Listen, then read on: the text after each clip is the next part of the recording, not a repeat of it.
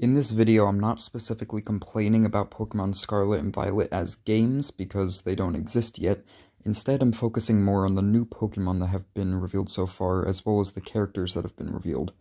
Because to me, this is all looking good as a game, but considering this is Pokémon, something seems off this time around, and I'm not as big as a fan as most people are of these new designs, honestly. So let me get into this quickly. First, we have Sprigatito, the weed cat. While it is a quote-unquote cute and fun design, it's really not anything too interesting. And that right there is the problem with all of Scarlet and Violet so far. That is essentially the theme of this video. The Pokemon revealed so far all follow the idea of being a cute, simple, and/or trendy design with silly names that aren't actually well thought out. Despite this, most people that I've seen on Instagram and YouTube have been acting like these new Pokemon are the greatest things ever created by humans.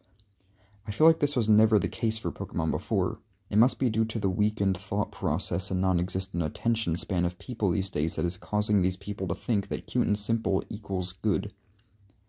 Anyway, I'll keep elaborating on each Pokemon now, but keep that idea in mind because it applies to almost everything here.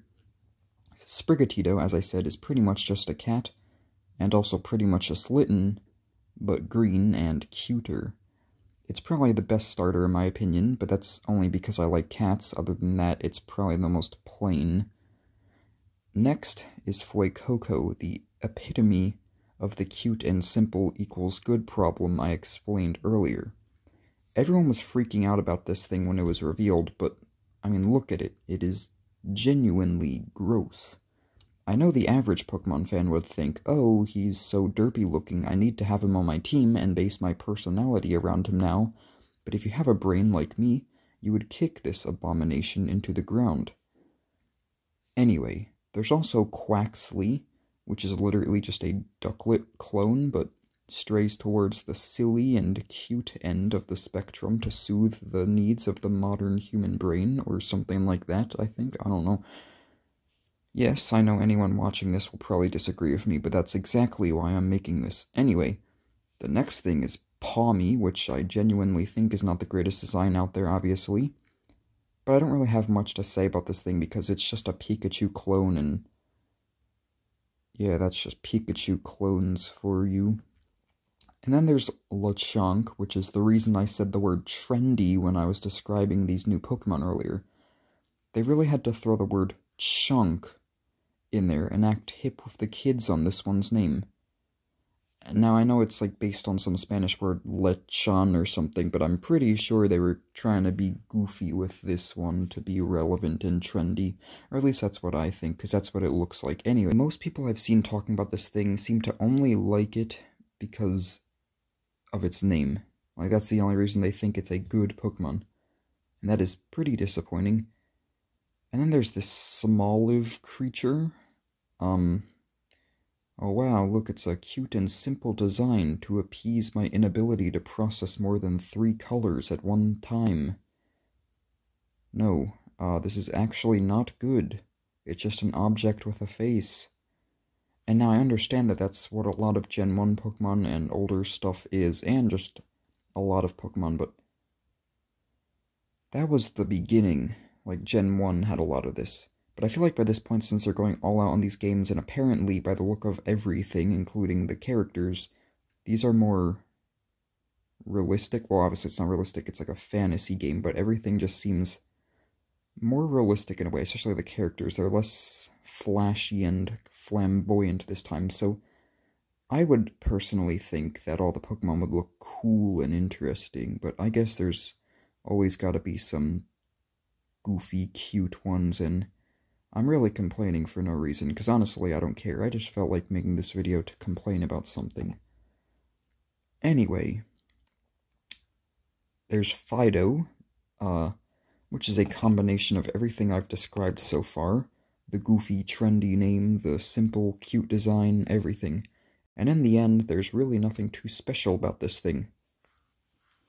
Next up is Setitan, the only remotely normal Pokemon I've mentioned so far. The only thing I have a problem with for this thing is the goofy eyelashes it has for some reason. I would understand if it had these, if it was a humanoid Pokemon, but it's a whale, so it's just kind of weird. And then there's Graphiai, which was revealed recently, and this time I noticed a lot of people acting like this thing was the greatest thing ever made, not because it's cute, but because it looks dumb. And they're right about it looking dumb, but people are out here praising a design for literally not looking good. Then you have Cloth, another simple, derpy design that I don't think should exist because of so many other crab Pokemon out there. And crabs being such a bland animal, this thing just feels dry. Then you have Armarouge and Armarouge and Ceruledge, which actually have good names and designs. It's just that they look like they're not from a Pokemon game, but they're still cool. But also, Ceruledge looks like a ghost-type Gallade in my opinion, and also both of them are just Bisharp but more detailed with new colors. I mean, I've actually heard other people saying that, so that's just not me on this one. Anyway, then you have this abomination known as Wiglet.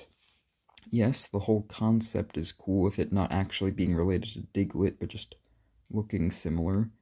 But it's called the Garden Eel Pokemon, and a Garden Eel, which looks like this, it actually looks pretty neat. If you're going to make a Garden Eel Pokemon, I feel like it had much better potential for a design than this thing. Anyway, next is Paldean Wooper, just Wooper but brown pretty much, so not really that good, but hopefully it gets a cool new evolution. They get Quagsire out of here. Then there's Cyclizar, which is just kind of I mean, it just looks weird. Why don't people just ride bikes instead of a goofy lizard? It's not like the Pokemon world doesn't have great technology, because it does, so I'm sure they could pull that off and not have to ride a lizard around. Anyway, you have Koraidon and Miraidon, the legendaries of Scarlet and Violet, and they're the only ones I have no complaints about, except the obvious that Koraidon uses its legs instead of wheels for some reason, even though it's supposed to be like a motorcycle, but it still looks pretty cool. And now I'll talk about some of the human characters in the games, but only the ones I really have to say something about in my opinion. Starting with Brassius, this grass-type gym leader guy. He kind of just looks like Piers from Sword and Shield, but older, and if he changed from dark-type to grass-type. Also, his whole look just bothers me, especially for a grass-type gym leader. Then there's this Gita person. This character just kind of scares me. They're like some kind of posable figure. They have no reason to be standing so robotically like that. I just don't like it. Then there's Grusha. Yeah, I genuinely thought this character's whole purpose was to be a troll and make all of the excited male players think it was a girl, but yeah, anyway, then there's this jock guy. He just looks kind of dirty and unkempt. He looks like the most punchable person in the entire franchise. I just don't like him either. I mean, look at this chap. Then there's these Team Star people, and also the main characters, and also Nemona, the rival, or whatever that person is. And I think all of them just look really basic, considering most people in the Pokemon world are really flamboyant. And that's what I was saying earlier about kind of how this game seems a little bit more realistic, especially when you think the fact that it's like open world or whatever now, and it just looks better. Anyway, the Team Star is literally just school bullies, so the chain of not so promising, not very cool, evil team continues once again. And then there's this Mela person. I really want to know what they were thinking with these unproportional boot abomination things.